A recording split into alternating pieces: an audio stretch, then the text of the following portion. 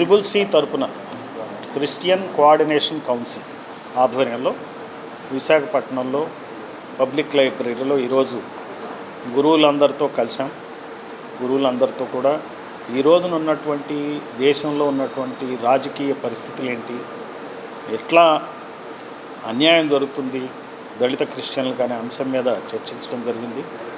అధికారంలో ఉన్నవాళ్ళు ప్రజలకి మేలు చేయకపోగా రోజు ప్రజలకి ఇబ్బందులు కలిగే రీతిలో పాలన చేస్తున్నారు. ఈ పాలక కులాల పాలన వలన మరి ఎస్సీ కులాలకు చెందిన వాళ్ళు మతం మారితే ఎస్సీ హోదాను రద్దు చేయటం అనే దాన్ని గర్హిస్తూ మరి ఈ విషయం మీద ప్రజల్లోకి ఈ మెసేజ్ తీసుకుని వెళ్ళి పాలక కులాలు కానీ ఏ కులమైనా కానీ మన దగ్గర ఉన్న ఆంధ్రప్రదేశ్లో ఉన్న రెండు పార్టీలు కూడా మరి అన్యాయం చేస్తున్నాయి. అటు టీడీపీ కానీ ఇటు వైసీపీ కానీ పక్క బీజేపీ, మరి ఈ మూడు పార్టీలు కూడా కూటమి ప్రభుత్వం ఉండి కూటమి ప్రభుత్వంలోనే అన్యాయాలు జరుగుతున్నాయి. ఈ విషయాలు డిస్కస్ చేయడం జరిగింది. ఆధ్యాత్మిక జ్ఞానంతో పాటు రాజకీయమైనటువంటి అవగాహన అవసరం గురువులకి. మరి ఇది భక్తులందరికీ చెప్పాల్సిన అవసరం ఉంది. మరి ఈ రకంగానే మరి అన్ని మతాలలో కూడా కుల ప్రాబల్యమే కానీ ఇది కుల వివక్షే కానీ మత వివక్ష కింద కాదు మనం చూడాల్సింది. ఎస్సీలు క్రిస్టియన్లు అయినందువలనే ఎస్సీలుగా కుల వివక్ష చూపించారు. ఇప్పుడు మతం పుచ్చుకున్నారని చెప్పి మతం పేరణ కుల వివక్ష చూపుతున్నారని చెప్పి ఈ రోజున చర్చలో మేమందరం అభిప్రాయపడ్డాం. అందువల్ల ప్రభుత్వాలు ఇప్పటికైనా మేల్కోవాలి. ఈ దళిత క్రిస్టియన్లకి ఎస్సీ హోదా రద్దు అనే అంశం మీద వెంటనే స్పందించాల్సిన అవసరం ఉంది. రాజ్యాంగపరమైనగా సరైన సవరణ చేయాల్సిన అవసరం ఉంది. లేనప్పుడు మరి పాలకుల పార్టీలని వచ్చే ఎన్నికల్లో మరి తమిళనాడులో ఎలా అయితే జరిగిందో అదే మాదిరిగా వీళ్ళు పరాజయాన్ని ఎదుర్కోవాల్సి వస్తుంది. తమిళనాడులో చూస్తే విజయ్ మరి అతనికి బ్రహ్మాండంగా ప్రజలు బ్రహ్మరథం పట్టారు. మరి బీజేపీ ఒకే ఒక సీట్ వచ్చింది. మరి ఎన్నాళ్ళ నుంచో వెళ్తున్న డిఎంకే చతికిలబడింది, ఏఐడిఎంకే చతికిలబడింది. ఇంత మన దగ్గర ఎట్లయితే వైసీపీ టీడీపీ ఎలా అయితే ఉన్నాయో రెండు పార్టీలు ఆంధ్రప్రదేశ్లో, అలాగే డిఎంకే ఏడిఎంకేలు ఇద్దరిని ఇంటికి పంపించడం జరిగింది. స్టాలిన్నే ఓడించారు ప్రజలు, ఒక ముఖ్యమంత్రి అభ్యర్థిని. ఆ రోజులు దాపురిస్తున్నాయి. నేను లేకపోతే చంద్రబాబు ఓడిపోతే నేను వస్తాను అనుకుని జగన్ అనుకుని మరి ఈ సమస్య మీద స్పందించకపోవటం చాలా అన్యాయం. వీళ్ళు మాకేస్తారులే ఓట్లు, ఎక్కడ పోతారు, ఎస్సీ ఓట్లు నాయే కదా, నేనేం చేయక్కర్లే అనే దృష్టితో జగన్ వస్తే అనుకుంటున్నాడు. బహుశా తమిళనాడు ఎన్నికల ఫలితాలు చూసైనా సరే మేల్కోవాల్సి వస్తుంది, బయటకు రావాల్సి వస్తుంది. ఈ వర్గాలకి ఇట్లా ఎన్నో రకాల వర్గాలకు అన్యాయం జరుగుతుంది. దళిత క్రిస్టియన్లకే కాదు, బీసీలకి 34% రిజర్వేషన్లు ఇస్తామని చెప్పిన చంద్రబాబు 2 సంవత్సరాలు ఈ పాలన పూర్తవుతుంది జూన్ 4తో. మరి ఇంతవరకు ఆయన దాని మీద ఏం చేయలే, ఏం మాట్లాడట్లేదు. స్థానిక సంస్థల ఎన్నికలకు పోదామని చూస్తున్నాడు.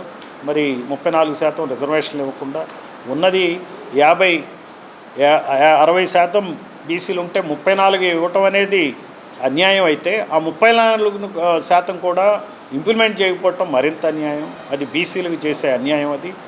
అలానే ఎస్టీలకు సంబంధించి ఆదివాసీలకు సంబంధించి మరి 1,50,000 కుటుంబాల ఊళ్ళు మునిగిపోతున్నాయి. వాళ్ళ పొలాలు అన్నీ మునిగిపోతున్నాయి పోలవరం ప్రాజెక్టు కింద. వాళ్ళకి పోలవరం ప్రాజెక్టు కింద ఏవైతే భూములు ఇరిగేట్ అయితేనేయో నీటిపారుదలలో 3 పంటలు పండే భూముల్లో భూములు ఇవ్వకుండా ఎక్కడో పంటలు పండిన చోట భూములు ఇస్తున్నారు. ఆధారితమైనటువంటి చోటనే భూములు ఇస్తామంటున్నారు. అది కూడా అందరికీ ఇవ్వట్లా. సో భయంకరంగా నష్టపోయింది ఆదివాసీ ప్రజలు. వాళ్ళ యొక్క భూములు కోల్పోయిన వాళ్ళకి ప్రాజెక్ట్ కింద భూములు ఇవ్వాలి అంటే మరి ఇది ఎందుకు ఈ ప్రభుత్వాలు ఎలా చేస్తాయంటే అది కుల వివక్షే. అది కూడా ఇక్కడ ఎలా అయితే మత వివక్షని కుల వివక్ష వల్లనే మత వివక్ష ఎలా చూపిస్తున్నారో అక్కడ కూడా కుల వివక్షే ఉంది. అలాగే స్టీల్ ప్లాంట్లో 16,000 కుటుంబాలు 21,000 ఎకరాలు ఇచ్చినాయి. వాళ్ళందరూ కూడా బీసీలు, ఎస్సీలు, ఎస్టీలు, ముస్లింలే. వాళ్ళకి కూడా ఇప్పుడు అదేమో అమ్మేస్తామంటున్నారు. అమ్మేస్తున్నప్పుడు ఆ భూములు వెనక్కి ఇవ్వాలి. అలాగే బ్రాండిక్స్ పరిశ్రమ 850 ఎకరాలు ఇచ్చారు దుక్కుతూరు గ్రామస్తులు. ఆ దుక్కుతూరు గ్రామస్తుల్ని ఈ ఊరు చుట్టూ కంచేశారు. దానికి బ్రాండిక్స్ వాళ్ళు కంచేస్తుంటే ఈ ప్రభుత్వం నిద్రపోతుంది, వాళ్ళని బెదిరిస్తున్నారు. వాళ్ళు ఇప్పుడు ఇంట్లోంచి బయటకు వచ్చే పరిస్థితి లేదు. అంత భయానకమైనటువంటి వాతావరణాన్ని అటు రెండు పార్టీలు క్రియేట్ చేస్తున్నట్టు, వైసీపీ టీడీపీ కూడా ఎవరిని రావద్దంటున్నారు. అంటే అది జైల్లో పెట్టినట్టు ఆ ఊరి వాళ్ళని. అలా దుప్పితూరు, మొన్న ఒక పంచదార్ల గ్రామం వెళ్ళాం, అక్కడ దళితులకి ఎస్సీలకి 40 సంవత్సరాల క్రితం 24 కుటుంబాలకి 48 ఎకరాలు ఇచ్చారు. వాటిని మొన్న ఎంఆర్ఓ కారణం లేకుండా గుంజుకున్నాడు. ఏమంటాడంటే అతను సాగులో లేదు ఈ భూమి అంటాడు. సాగులో లేదనుకుందాం ఫర్ ఎగ్జాంపుల్, అంటే సాగు తెచ్చే విధంగా ప్రభుత్వం పనిచేయాలి కానీ భూములు ఇచ్చి, మరి ప్రభుత్వం ఉంది ఎందుకు? ఓన్లీ పరిశ్రమలు పెట్టడానిక, ఇక్కడ వాళ్ళకి భూములు అలాట్ చేయటానిక? పేదవాళ్ళ భూములు గుంజుకుని వాళ్ళు అలాట్ చేస్తారా? అక్కడ నిజమేంటంటే ఆ 48 ఎకరాలు వాళ్ళు పంటలు వేసుకున్నారు. మా జీడి మామిడి తోటలు ఉన్నాయి అక్కడ, ఆ పిక్కలు ఏరుకుని బతుకుతున్నారు. ఎస్సీలు వాళ్ళు 10వ తరగతి కన్నా ఎక్కువ చదివిన వాళ్ళు కూడా లేరు ఆ 24 కుటుంబాల్లో. ఎంత అన్యాయమో చూడండి. ఇదేం పాలన అర్థం కావట్లేదు. దాన్ని ఎవరు స్పందించట్లా, ఏ పార్టీ, ఉత్తరాంధ్ర నాయకులు ఎవరు స్పందించరు.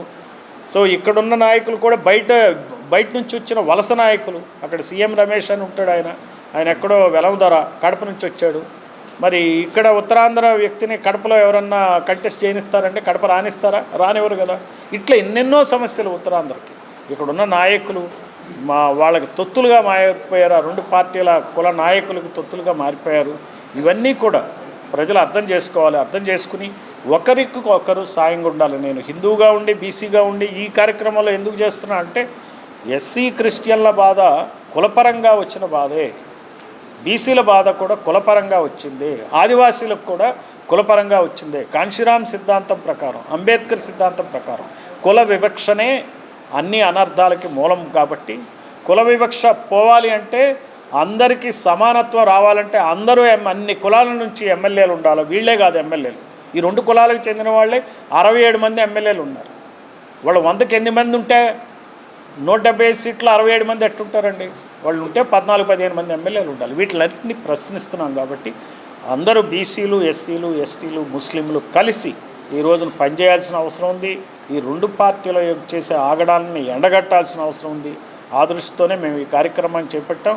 ఇంకొక రిక్వెస్ట్ కూడా మేము మత గురువులకు ఏం చేస్తున్నాం అంటే, పాస్టర్స్ అందరికీ, ఇక్కడ 100కి 44 మంది మురికివాడల్లో ఉన్నారు. కాబట్టి మురికివాడల్లో ఎవరు ఉంటారండి?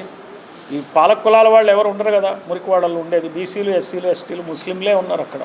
వాళ్ళ బాగోగులు కూడా మనం చూడాలా.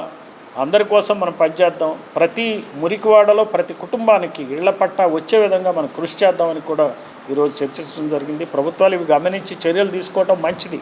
ప్రజల్లో కనుక వచ్చేటువంటి వ్యతిరేకతని ముందే సరైనటువంటి సంస్కరణల ద్వారా చేయాలా.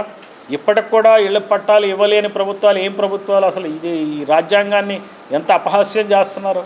అందువల్ల మనం అందరూ కూడా రాజ్యాంగ స్ఫూర్తిని అర్థం చేసుకుని అంబేద్కర్ స్ఫూర్తితో, జ్యోతిబా ఫూలే స్ఫూర్తితో పనిచేయాలని చెప్పి ఈ రోజున మాట్లాడటం జరిగింది. Thank you.